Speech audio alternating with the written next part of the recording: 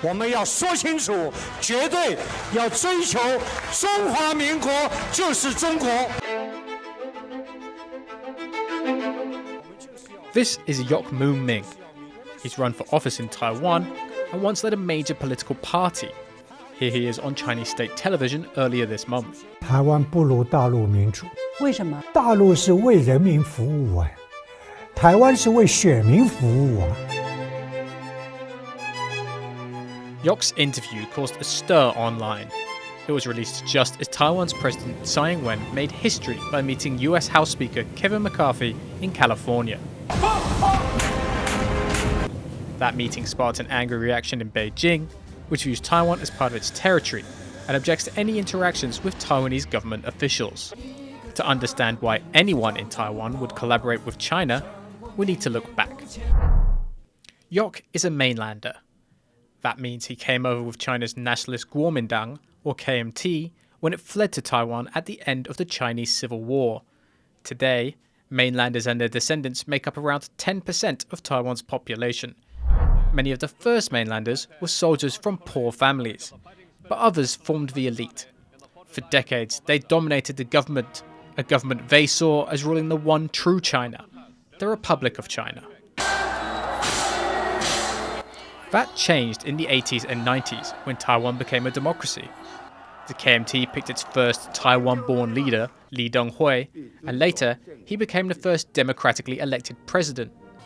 But many in the KMT disliked Lee. Some, like Yok Mu-ming, said Lee had given up on unifying Taiwan with China. That, and fights over corruption, split the KMT. Yok and others formed their own party, and they called it the New Party.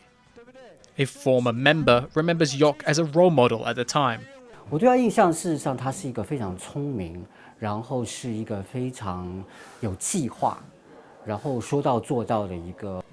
At first, the New Party performed well. It won 13% of the vote in its first national election. But by the mid-2000s, the party's support had mostly evaporated.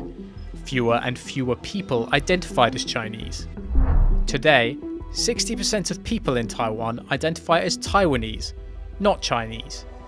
And those who say they are solely Chinese number just 3%. That's left people like Yok, who still hold a strong Chinese identity, facing a difficult choice.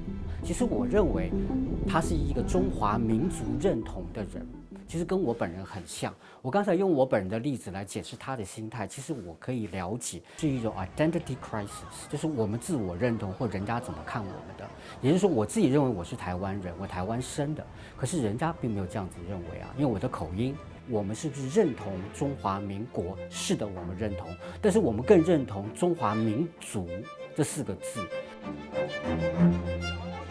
These split loyalties can be seen at pro-unification rallies in Taiwan, where China's 5-star flag is openly waved, and in Yok's TV interview. Supporters of Beijing's claims on Taiwan are a minority within a minority here, but they're a reminder of Taiwan's complicated past, and a voice that China will continue to amplify as it looks to take over the country. Howard Chang, Sam Hui, and Ed Moon in Taipei for TaiwanPlus.